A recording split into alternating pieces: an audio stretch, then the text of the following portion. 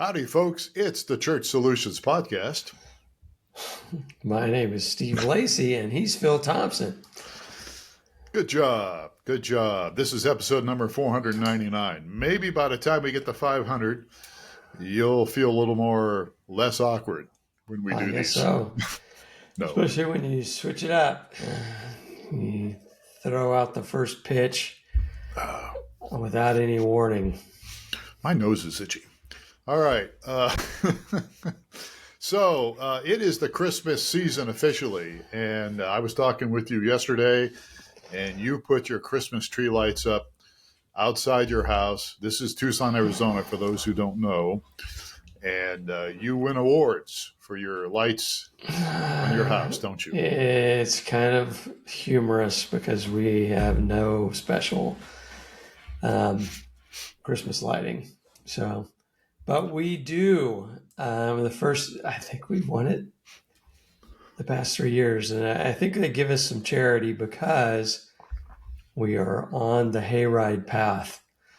Annually, they have a hayride night through our neighborhood, and they come down our street. They have horse-drawn carriages with hay rides, several horses, several carriages, and they just walk and, they go down the middle of the street and make a big loop and load up with new people, family, kids, all that sort of thing. So we've done it pretty much every year, and we are on the main thoroughfare. You're on the route. You're on the parade route. Only, I'd say 30% of the homes decorate their homes for this thing on our street. So, okay. I mean, we do have some people that do the obligatory spend 5 minutes and go put a projector up that lights their house up, You say that kind of they're getting off easy. So two questions for you. One is who picks up the horse poop? I don't know, but there is definitely horse poop in the middle of the road. I don't know if they have somebody come by and shovel it up, or they just wait for the cars to spread it around, or I don't know. And then I'm trying to remember, or somebody uses fertilizer. I'm trying to remember. So we have, and we're going to get to this topic here in a moment, but we have a thing called Winter Haven here in Tucson. It's been going for years, and most of the people that live in this Winter Haven Association, it's a huge deal. Everybody's got their house lit up with lights, and you can go, and it used to be you could walk it. It used to be you could drive it, and I think they've limited that now, and now you can only walk it or you. But did they used to? So when I went a few years ago with some friends, we were on the back of a wagon, but they had these Jeeps pulling them. Did they ever have horses pulling them in Winter Haven? Do you remember that? I can't remember. I don't remember. I don't think they have the carriage things anymore.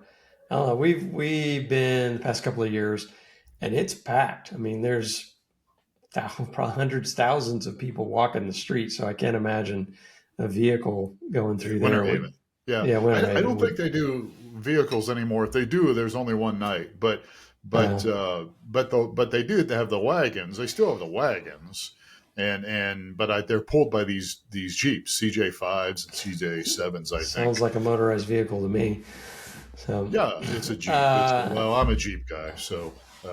But anyhow. Yeah, when we went, they did not have that because they would have killed many small children if they had, because it was just packed. Maybe they do that on after Christmas or something. I don't know. No, I've done it. I remember.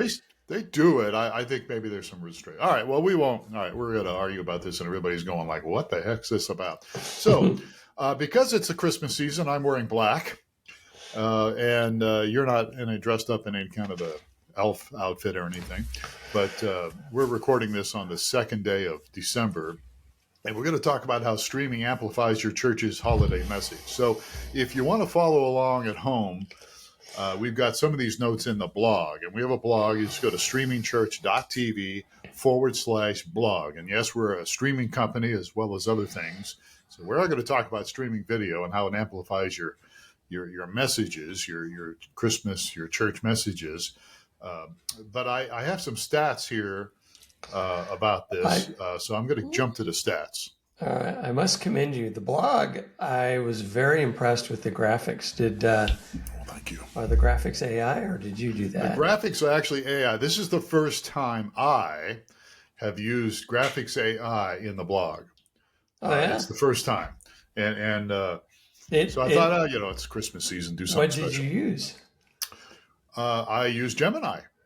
Oh really? Because I am Yeah, very impressed. I mean, they look. yeah, That looks really good. Normally, yeah. I mean, early on I was playing with the AI graphics things, and they can't. They have letters from other alphabets and nothing spelled right, People and with their everything feet looks. Yeah, that yeah. look like fins, and their hands that have 8 fingers, Yeah, Tina and had one that she said had an extra arm hand coming out of yeah, her yeah, elbow. yeah. So, Yeah, I love it's that. It's there. You don't see that so much anymore, and I miss that. But anyhow, yeah. So it is. It's improving here. The images this I looks put on here. really good. I'm very It's not impressed. too bad. It has You a know. family sitting on their couch, Yep. looking at a TV that's got a streaming Yep. church TV service on it, Yep. and then the couch is inside the It's kind of inside. superimposed inside the sanctuary. So Yeah, it looks, I know, right? and I mean, it's the stream on the TV is the same as it's very clever and it looks really thank you so good. much. I'm very Well, thank impressed. you so much. I wrote this blog and published it, and then I realized this morning I looked at it again because we're going to use the notes to talk about this subject, and I realized where's the stats? I don't see the stats. And I realized I forgot to put the stats in. So I put the stats in. So now I did. So anyhow, blog.streamingchurch.tv or streamingchurch.tv /blog if you want to look at it. Or if you want to go back to the old days, and we're coming up on 500 here as far as our podcast episode, that'll be next week, episode 500. In the old days, we used newmediaministries.tv, and it's still active. So if All you want right, what do you know? to, yeah, I know. All right, so there's a 50% rise in online views, according to many churches that report their metrics. And these are unique viewers, increased by over 50% for their Christmas Eve or Christmas Day services compared to the average weekend. Just so you know that if you're thinking about streaming video or do streaming video, there's usually quite a jump in numbers, even on online numbers. Now, obviously, there's a jump on attendance. Thomas Rainier has this thing called Thomas Rainier's Church Answers, and they highlight up to a 40% of Christmas Eve attendees are visitors or individuals who rarely attend church the rest of the year. Now, that's no big surprise to us. All We right. know that because we've been in church work now for a long, long time. But again, numbers go up. Most internal studies by denominations and church consulting groups estimate that physical attendance on a Christmas Eve or Christmas Sunday is typically 1.5 to 3 times higher than the average regular weekend service. And while some specific numbers are going to vary by the region, and this is all United States stuff, by the way, surveys consistently show that over 60% of people who identify as Christian report planning to attend church or watch a religious service on Christmas Eve or Christmas Day. And then I'll give you one more here. Christmas services are often draw 2 to 3 times the average crowd, but that only accounts for the physical seats here, this thing that we're talking about here. And while you factor in the travelers and the homebound, which we're going to talk about, the new seekers, online viewership for Christmas services typically jump over 50%. So people generally, these numbers generally do this. My son and his wife, the son's 27 now, he's a pastor's kid. I'm retired. Hasn't been going to church for a long time. And he actually recently is looking at going to church.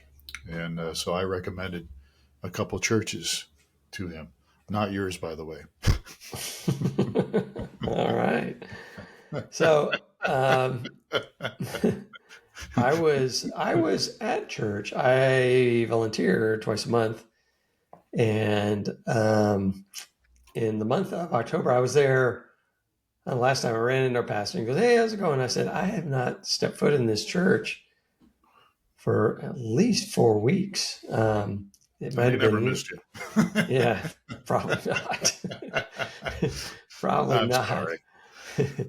Yes. So, but I was there that Sunday, and because I was working that Sunday and I worked doing volunteering, and it was just really hectic. Like like I mentioned it, I think on a former podcast, everything under the sun was happening in that 1 month. And so kids getting married, high school buddies doing 10-day trips with me, going to visit my brother, all kinds of things going on. You were weddings. Yeah.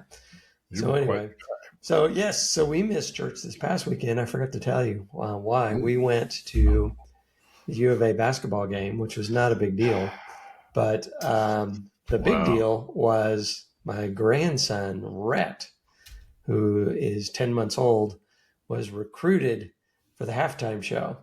So you may have seen this stuff before. So was he shooting baskets at the halftime show? He was, they have that slam dunk thing. And so, yes, he was, they had, I've seen it, they've done it before. And what they do is they get, I don't know, there were probably 15 babies that were between 6 and 12 months of age. And they put mom on one end and dad on the other end, and they line them all up half court, and they have a crawling race. They can't be walking, but they have to be crawling. And so it was kind of funny because we were on the very end. So we went to the game because they knew about this for a while. Right. And we were on the very end. The first one announced. They announced everybody, announced the names of all the babies. And they said, "On your marks, get ready, set, go." And all pretty much mostly dads on the handoff end and moms on the receiving end, sets the baby down, and all but one, I think, just sat there. So it was all but one sat there. I mean, nobody raced except one. Nobody moved for quite a while. No baby moved. They just kind of sat there and looked around. And then, it took a while. It took maybe a minute or so. And then one of them started walking or crawling a little bit. It took quite a while. And I would say, how did your grandson do? My grandson sat in the same spot and looked for the whole duration of the race. So he didn't care. There wasn't any motivation. What was he going to win? Part of the problem was he was on the end, and courtside they have a big, long, elongated TV thing, and so it was flashing different ads and stuff. So he was like, "Oh, what's going on over there? Oh, what's going on over there?" And so yes, the one that was furthest from the TV set or from the the display at the courtside saw mom and started taking off for mom. So yes. So anyway, so we didn't make it to church because we were at the game. But my wife and I, we missed church again. My wife mentioned that she watched the service yesterday morning on her daily dive. She does the daily dive every morning and it has a recorded sermon there. So she said, got my coffee time. It's quiet and grandkids aren't here anymore. So yes. So anyway. So now we have to explain what Daily Dive is. We won't do that, but just go to dailydive365.com if you're interested in what Steve was talking about. His wife watching. You want to stay up with the sermon, either stream it live. I'm just reinforcing this whole right. People are missing out, especially, it's the busiest time of the year. We tried to have our little holiday party amongst our company and nobody's going to be around. So nobody's going to be around. We couldn't find a date that would work for everybody. No, we're not. So it's a busy month. That's why viewership is up. Yeah, so I'm just belaboring the point. Yeah. And by the way, it's not that I didn't recommend your church to my son. There's a church right down the street from him, as you know, Calvary Christian Fellowship, Scott Richards. and Beau Willette, and they're right down the street from them. And I thought, Oh, that would be a good place to go because they're yeah. not real big, but they're not real small. And it's Calvary Chapel, and I know Scott really well, and I saw Scott recently at a funeral, and Beau Willette. So it's not nothing personal that I didn't recommend a live church. I mean, why All would it be right. personal, right? All No right. problem. All right. So you have an opportunity as a church leader to reach your widest audience this Christmas season, this Christmas. There are Yeah. obviously a number of people that you can reach. Yeah. And you're going to go over this list, and there's always a group I think that I fall into and other people fall into that's not mentioned very often. Okay. But anyway, go Let me go ahead. through the list and see which one you say, or maybe you've got one to add to this. So you got the sick and the homebound, right? Yep. Everybody knows that, right? You got members who aren't doing well. Some of them are older. My wife just had back surgery, had rods put in her back and all that. So she's starting to do better now. She's moving around now, but for a while she really couldn't do a whole lot. Can't leave their homes, but they still want to participate in the festive services. So that's a great opportunity with streaming. You've got traveling families, people that travel during the holidays, and streaming allows them to connect with, again, their home church from anywhere in the world. You got new visitors and what I call seekers. A lot of people don't like that term seekers, but they're new visitors. There's people that are looking, they're curious about your church. They're more comfortable visiting online than they would be just stepping in a physical door. You've told the story about that before. And Christmas is a prime time for these initial connections. And then of course there's always the issues of the place is crowded, and this is where I always had to be at these things. I always had to work my butt off for like over 4 decades because that was my job. And You sound bitter. I'm bitter. I am a bitter former pastor who was involved in ministry for years. And, it's just crazy. There's lots of people that generally show up. Christmas Eve That's your services favorite get thing busy. is large crowds of people. Large crowds of people. So as somebody that's out of ministry now, more or less, I really have no desire to go to a Christmas Eve service unless there's only 10 people there. Maybe that's not such a good idea either because then I'll get cornered. But, places are crowded and packed. And so streaming ensures that nobody can miss out. And they, even if they can't fit in the sanctuary or the worship center. Yeah. And I think that the other category, I mean, well, I have a double category here, which I fall into two separate categories. One is for a very long time, I was on call on Sunday morning, so I couldn't go on Sunday morning. So I haven't been. Actually, I suggested to my wife this past Sunday. I said, I think we could go, but she's like, she had stuff going on. So anyway, Wait, there's people that didn't work. want to go she didn't want to go. All right. Well, never mind. Go ahead. You were Anyway, on call with what company?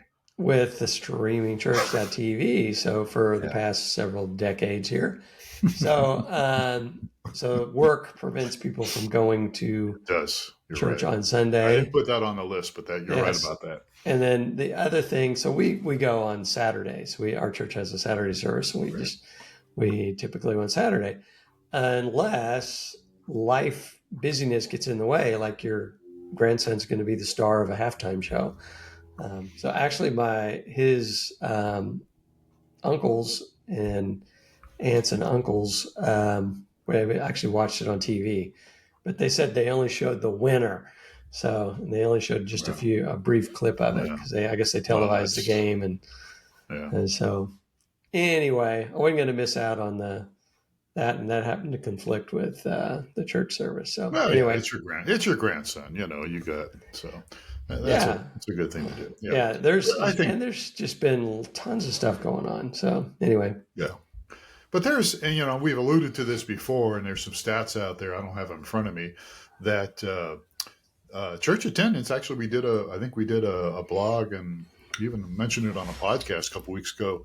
more and more people, Generation X is starting to come to church more, and there's an increase. There's a slight increase in church attendance. So you don't want to miss out. And that's one of the things about streaming video. It just gives people, Yeah. it creates more windows, so to speak, into your church. Yeah. And people can see what's going on. Yeah, that Generation X is predominantly male too that are participating. So streaming video is right up their alley. So that's a good way for people to experience church and get to know your church. And I was mentioned my son again, who's 27 now. Him and his wife. I mean, it's him that's interested, in church, and he actually went and visited a Catholic priest. Oh, really? He talked to a Catholic priest. He's searching. He's looking. And I asked him about that, and he goes, this is probably not for me. But he's still looking, and he's reading his Bible. They both have Bibles in New Living Translation. Probably shouldn't have said New Living Translation. There's people who probably don't like that translation.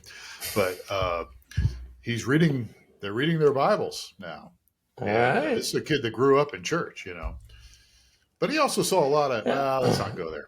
I was going to say he saw a lot of negative things as a pastor's kid. He did see, and we should probably do a podcast about that sometime because, churches issues pop up just like anywhere.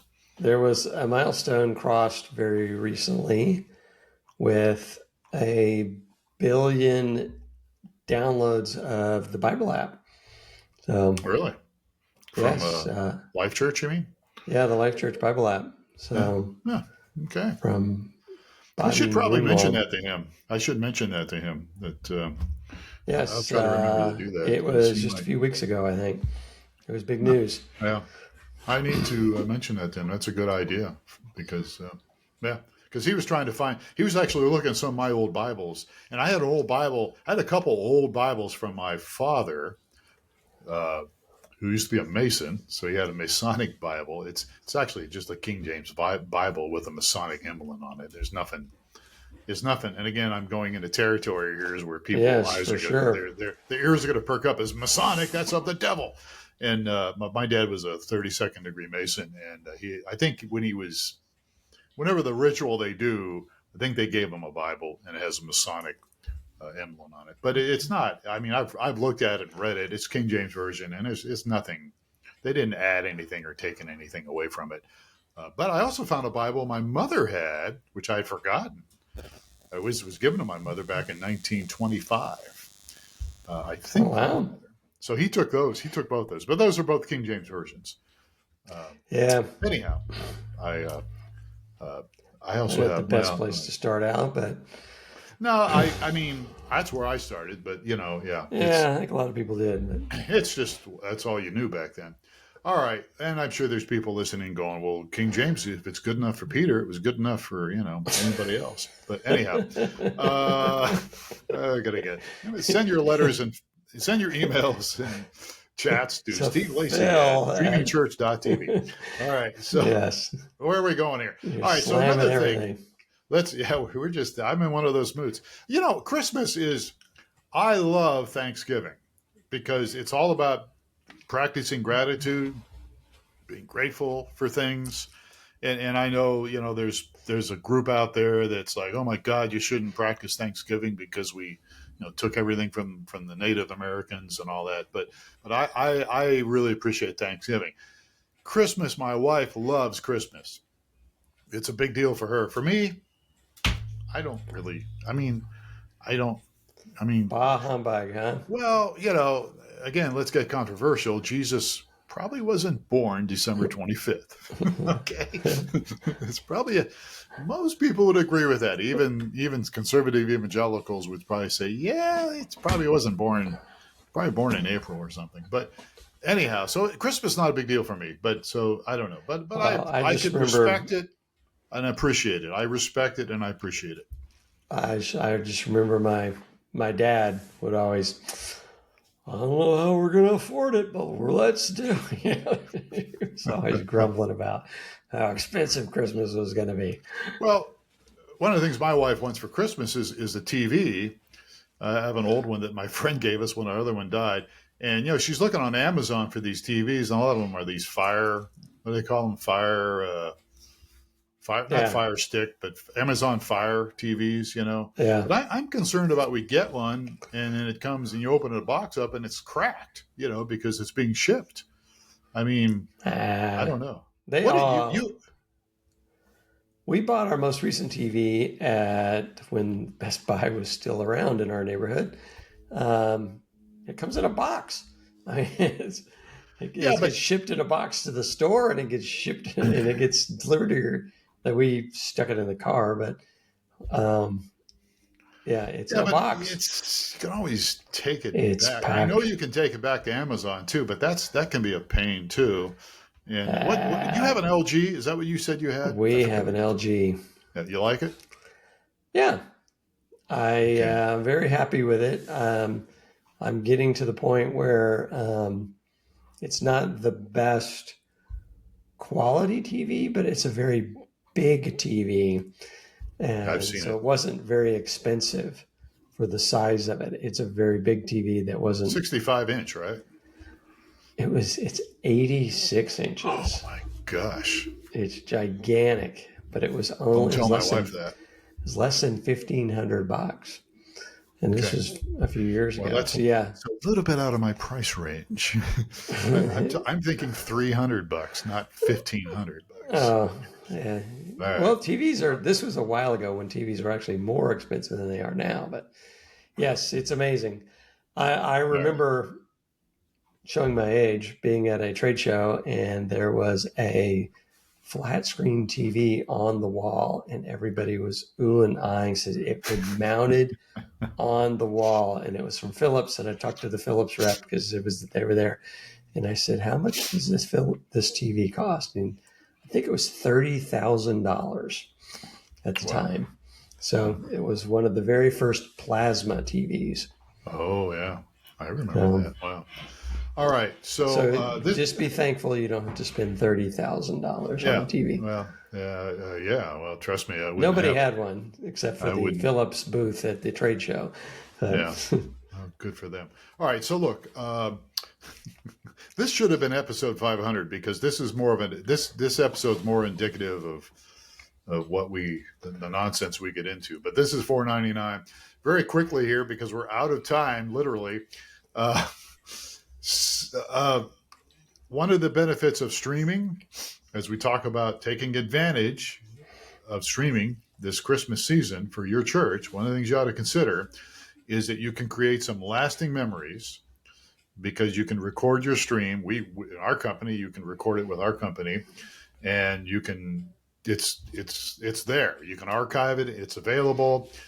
You've got families can rewatch their kids' nativity play, or listen to a powerful Christian message, or if you would have videoed your grandkid at the McHale Center, you could have kept that. Did you video it? I made sure my wife did, and so did my son. So you have a video of him sitting there the whole time, and he should have been racing, but he wouldn't. But the highlight was probably the announcing, calling his name, and my son raising him above his head.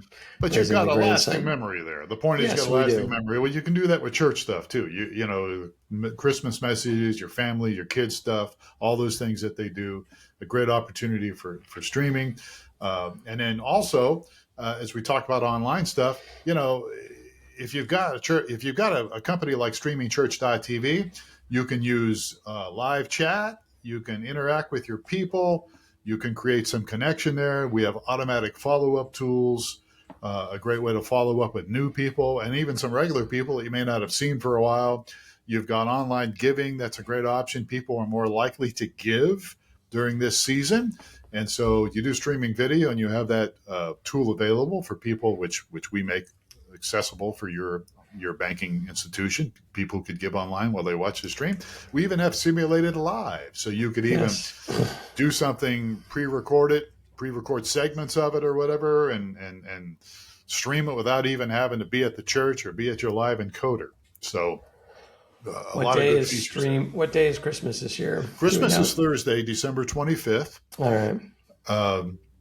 So, there's some things that you could do You could do the Christmas Eve service, record it, and then set it up for simulated live and run it Christmas Day. Run it again, because there'll be people that would miss it, but they could see it live, see it as simulated live, and you wouldn't even have to be at the church or even in front of your computer once you set it up. You can just walk away, schedule it, and go eat some turkey or whatever. So anyhow, Christmas services are perfect opportunities for streaming. As I mentioned, Christmas Eve services are great. Children's Christmas pageants are great. Christmas concerts, some churches do them. Cantatas, and the Advent services, which are, I guess, going on now, right? There's certain Advent things. I wasn't a part of a church that did that stuff, but there's some things. So we're out of time. We've already gone 30 minutes, and we covered about 5 minutes worth of content besides all our other shenanigans here. But, if you're interested in streaming, we could help you. Easy setup. We're reliable. We've got great support, and we've got some great features. And yeah, we're self-glossing here. It's streamingchurch.tv. That's our company. But the point of this podcast is whatever you're doing with whoever you use for streaming, you should take advantage of it, because this season is a great opportunity to reach more people. And your video, your streaming video, your archives are a great tool to help those people that are really interested this time of the year, maybe catch their attention, and hopefully they'll not only watch, but give their lives to God and show up at your actual facility if they're local. All right. Sounds like a plan. All right. So we're done here. And again, you can read all this by going to streamingchurch.tv/blog. This has been episode number 499. He is Steve Lacy. I'm Phil Thompson. Thank you for listening or watching the Church Solutions Podcast. Be sure and subscribe, and we will catch you next time on another episode.